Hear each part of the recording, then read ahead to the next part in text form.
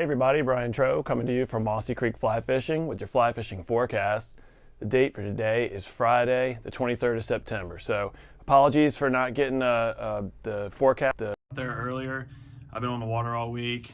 All of our guides have been out and been busy, and we've been pretty short-staffed here at the store. So the reason we're all out on the water is because the fishing's awesome. So anyway, and the weather's been just awesome, great, gorgeous, beautiful. So I'll give you guys a little bit longer, full of chunky details, fishing forecast for today to make up for it, okay? So let's start with the river, the big rivers, the James, the Shenandoah, here in Virginia, the smallmouth bass bite, the largemouth bass bite, and the musky, okay? It has been off the charts good. It's been nice and warm for the last week. It's been in the 80s, nights in the lower 50s. The season is definitely winding down. The fish feel that seasonal pressure, especially the older fish, the bigger fish. They feel that seasonal pressure on them to get the food in them, all right? All the fish to date are still up on their shallow summer lies. In fact, the rivers have better stargrass, better flows, better everything this summer than they've had in years. The recruitment classes have been great, especially on the Shenandoah. And it's the fishing just is dynamite, all right? We're finding fish in 10 inches of water, 18 inches of water. When you get big stretches of river where the whole river left to right is grassed in and all that's left is, a 20-foot wide ditch, bass are, they're predators. They need open space to forage and to hold and to feed and to see their food. So as all that food and bait goes into those grasses, and that grass gets really thick and matted, the smallmouth can't just get in there and root and swim freely. So it really stacks the fish.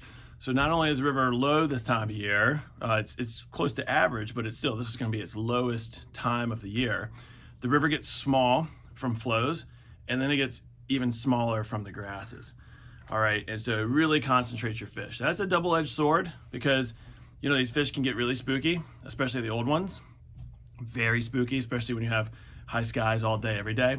So really, the great equalizing factor is the shade and the shade lines. So when you get that right combination of an open lane of water, the whole rest of the river is grassed in, you get hard shade, and remember in September, we get a lot bigger shade lines, right? The angle of the sun is a lot lower than it was in June, all right, near the solstice. And so you get these fish that'll just stay in that shade, and that helps keep you from spooking. I mean, they're still spooky, but being able to make long casts this time of year is really important. Having light, very, very lightweight flies, okay? It's really hard to fish lead-eyed flies or crawdads and stuff like that when the water's only this deep and chunky and you just get hung up. So you're down to like suspending minnow patterns if you want to fish a streamer, your little mini murdich flies, little CK bait fish, lightweight Zuddlers, things like that. But why bother? They're eating bugs like crazy. It's awesome. So landing that cork bug well upstream of your target, letting it drift over it, that is the name of the game. It's been super fun. Shenandoah blue is important, olive's important. Yesterday it was like overcast, so like on your overcast days you want to fish darker bugs like your black cicadas and things like that. On these brilliant bluebird sky days, chartreuse. If it ain't chartreuse, it ain't no use. They're eating it like crazy. So how many more of these days we have left is the question. We just had a massive cold front come through yesterday, okay? For example, on Wednesday, the high was 88 degrees. Today it's gonna be 62. It's gonna get down to 40 tonight.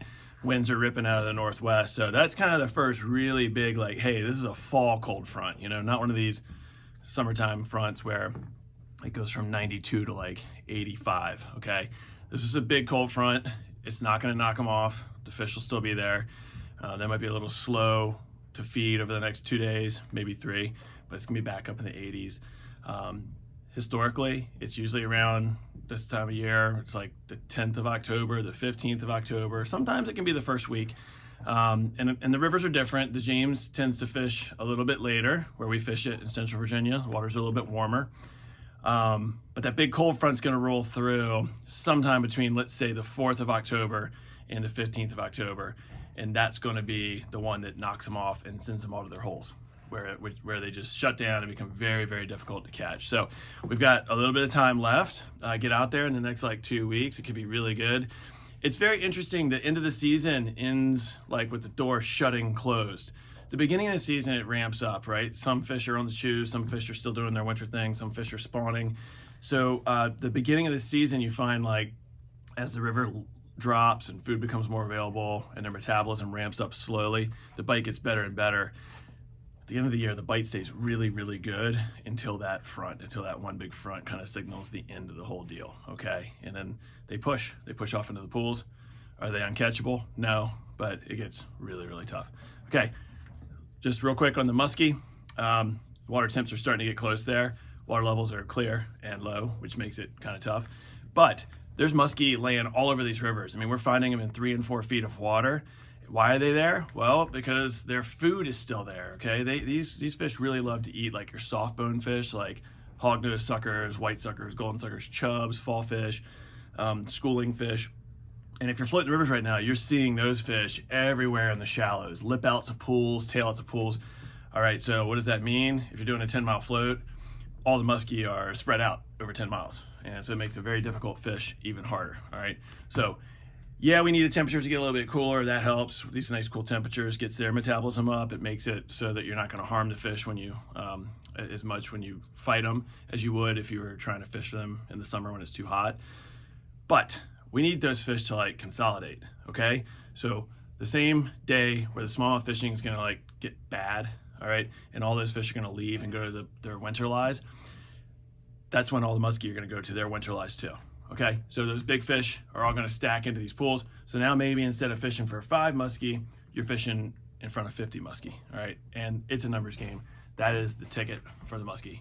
Cooler temperatures and get them all stacked up. All right, onward. Not a lot to say about the stocked trout streams because they're not stocked yet, but the state will be out October 1st. So right around the corner, check your trout stamps, everybody, okay? Because you'll need a trout stamp if you're going to be on those state stocked trout waters coming in October, all right? So it's that time of year again, check your licenses, make sure you're good to go. Start tuning into this weekly, and also the Department of Game does a good job of updating all the places where they're putting fish. Look for those great delayed harvests that we all love to open back up, okay? Places like North River Delayed Harvest. You know, they're not going to tell you ahead of where they're going to stock, but they'll tell you the day of, and once they're open for the season, all right? So we got that to look forward to. That's right around the corner. The brook trout fishing, waters are low. Leaves are like issues on certain days. Like yesterday, for example, I was out in the water, no leaves on the water at all. That huge front pulls in, leaves just come raining down, and they're really kind of frustrating and a pain. So the sycamores, you know, they dry up and turn brown. The silver maples, they all drop their leaves really, really early. And you get a big punch of wind or a big punch of rain, and they're going to come down. So those are some challenges. Deal with it. You'll be all right. Fish around them. Once they really come down in numbers where they're matting the whole river or the whole creek or the whole brook trout stream, then you got to take a little break because you'll go crazy trying to find open water. All right. So yeah, the brook trout fishing is going to be pretty good, but it's spooky. We could use a little bit of rain to help bump those streams up. And then we will do our best next month to let you all know when to like leave them alone and let them go do their thing, and that'll be it. So they're getting colorful, you know, they're putting on their tuxedos, looking sharp for the ladies this time of year. So it's a really fun time in the fall. Also, kind of important thing to remember is about half of all fly fishermen are hunters. So for those of you who are not hunters, it really leaves the waters of the fall open. All right, there's just way less traffic on the streams, way less people. I mean, I'm floating these rivers right now, and I'm seeing 1 person or 0 people in 8 to 10 miles of water. So the fall, leading into the fall, can be a really great time to find some solitude and get out on the water and just kind of be by yourself. Spring creeks, Mossy Creek's been fishing pretty well. There's hexes still around. This has probably been the best hex year we've seen ever. They started earlier. They're lasting later. They're in bigger numbers. We're noticing it not just on the spring creeks, but also on our bigger rivers like the Shenandoah's had these huge hex hatches. Same with the Tricos. The Tricos are thick, they're matted.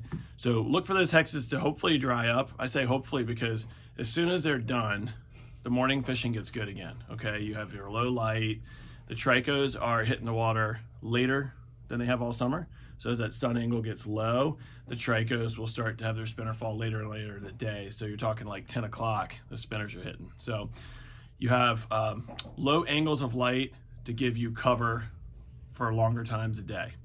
And as those hexes dry up in the evening, the fish will switch to really foraging again in the morning better, which is already starting to happen. Remember this, our terrestrial season doesn't end until we've had like at least 2 hard freezes, which are probably a good ways away. People just associate terrestrial fishing with summertime. Actually, the fall is the best time for terrestrial. So water levels are low. The mayfly numbers are going to become limited now once those hexes are gone. As things dry up, all of your terrestrial insects kind of consolidate down by the dewy banks of these streams, and inadvertently are there in bigger numbers and fall in more often. So still fishing beetles and ants and hoppers and crickets, especially your hoppers and your crickets. They're super hardy. Some of the beetles die, like you probably don't see too many Japanese beetles anymore. The fish don't know that, just keep fishing them anyway. But the hoppers are like nuclear, they're big. They've been eating corn all summer and they're just giant and they're a lot of fun to fish, and you can swim around and move them and everything else. So again, sorry for the late report, better late than never. You can always just call the shop or email us for information, and get out there and enjoy the fall. It's going to be really good. We've got a lot going on for us for the next couple of weeks. And then you start to lose some fishing. So go get it now. Again, you're going to lose your brook trout fishing for quite a while. You're definitely going to lose your smallmouth fishing for quite a while. So we'll fill those in. Don't worry, there'll be plenty of fishing. Get out there and enjoy it. I'll see you all next week. Thanks.